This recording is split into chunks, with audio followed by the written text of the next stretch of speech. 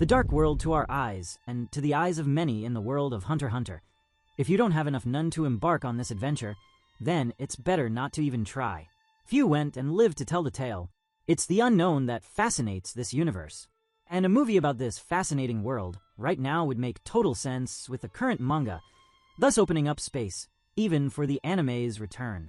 Want to know more about what's going to happen? Then stay tuned, subscribe to the channel, turn on the bell, and leave your like. The world of Hunter x Hunter has always been divided between what is visible and what is hidden, between what is understood and what is feared. And perhaps no other place represents this duality as well as the legendary Dark Continent, mentioned with fear by the most influential people within the Hunter Association. Feared even among the greatest minds in science and power, the Dark Continent is more than a place. It is a cruel reminder of human insignificance in the face of the unknown. To think of a possible movie about a past expedition to that forbidden land is like trying to give shape to terror. It's trying to look into the abyss and find meaning where there is only loss, despair, and a silence that swallows any hope. And yet, it's inevitable to imagine what exactly happened during the first visits to that place. Who were the fools or brave ones who dared to cross the border of the known world? Why are records of these attempts nearly non-existent? And why has fear become an unchanging legacy across generations? The movie would start in cold tones, with a setting that recalls the backstage of the Hunter Association in a past era, maybe a few decades before the start of the main narrative. Names that today are only mentioned in records, in hidden notes from the V5 family, would emerge with force.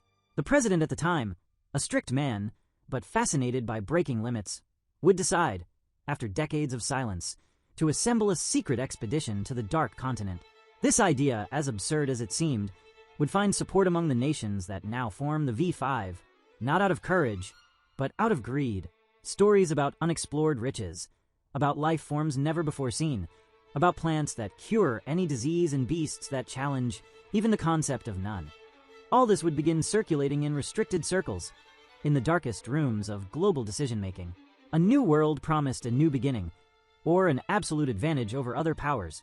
The chosen team would be composed of elite hunters, visionary scientists, and field agents with adaptive profiles.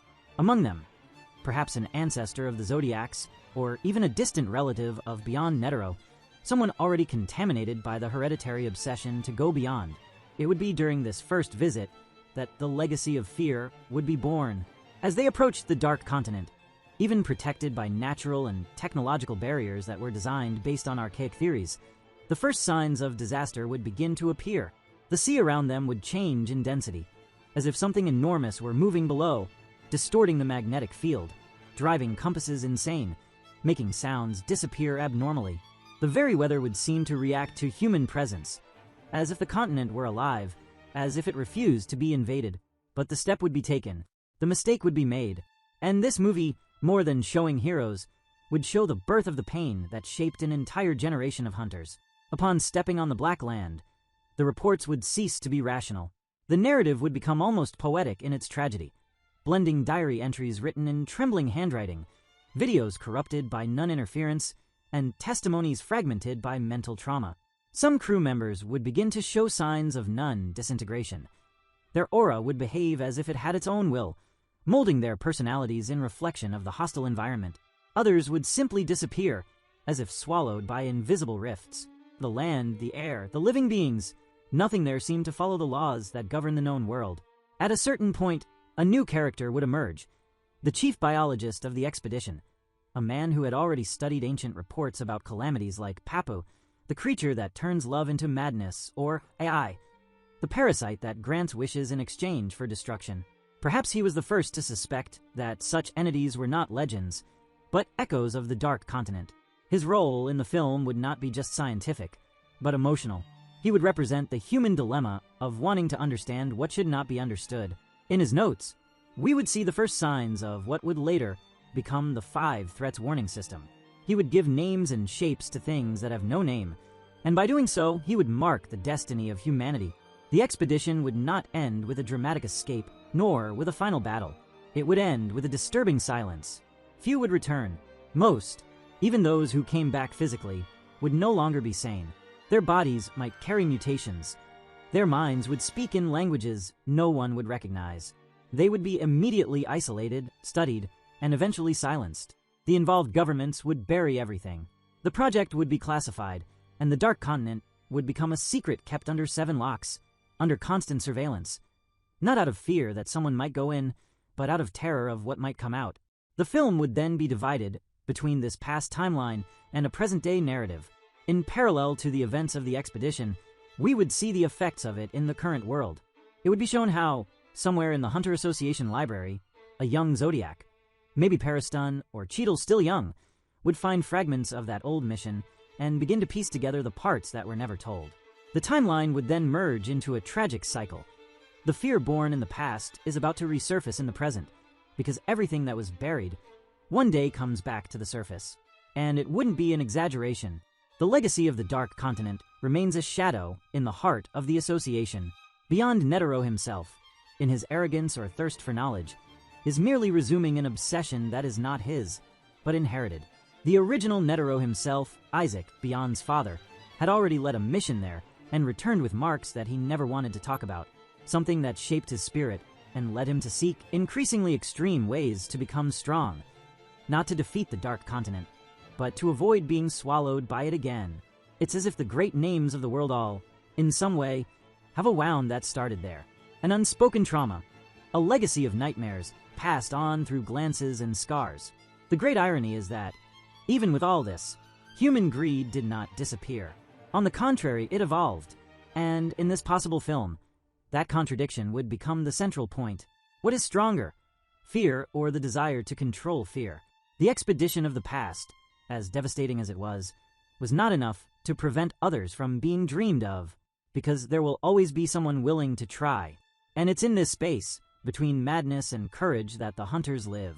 Among the first names that could have participated in this legendary mission, one can speculate the presence of ancestors from influential families.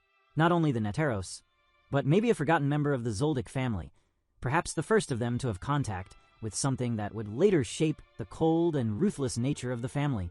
Maybe Silva Zoldyck, still young, heard these stories from his grandfather and learned that death is not something to be feared, but the unknown is. Maybe even the Zoldyck's silent assassination style was inspired by the invisible predators of the Dark Continent, where there is no room for mistakes. The narrative would also bring to light mysterious figures that today are just footnotes, like the legendary Don Freaks, the author of the lost volumes of the New World Diary. Did he take part? Or perhaps arrived before, alone, like a silent and forgotten explorer? His figure would become almost mythological, a shadow among shadows, a man who understood that the continent cannot be conquered, only visited and respected. His diary might be found at the end of the film, as the last legacy of the truth, lost among black stones and roots that move like snakes. The film would have its climax not in an action scene, but in a revelation. We would discover that one of the expedition members didn't return just with wounds or trauma. He returned altered. Inside him, something sleeps, a fragment of the continent, perhaps an entity, and unknowingly, this person would become a vector, a bridge between the two worlds. The danger never ended. It only changed form. And at the end, when the credits start to roll, one last scene would appear in silence. A child playing near the sea, hearing a voice that no one else hears, looking towards the horizon, where the sky gets darker, and the waves do not return. This film, even without answering all the questions, would definitively establish that the Dark Continent is not a future arc to be faced with brute force. It is a philosophical entity. It is the reflection of human curiosity taken to its limit. It is the warning that there are doors that should not be opened but inevitably will be. Because, deep down, that's what the world of Hunter x Hunter represents. The constant battle between what one wants to know and the price one is willing to pay for that knowledge. The past of the Dark Continent is not just a memory, it is a sleeping curse. And all indications are that it will awaken again. And this is the gateway to the current manga arc, where they are exactly heading to explore this continent. And that would be insane. The first steps, and the current ones arriving in synchrony, manga, and film. And after this entry, the return of the anime. Let's truly wait anxiously for these projects.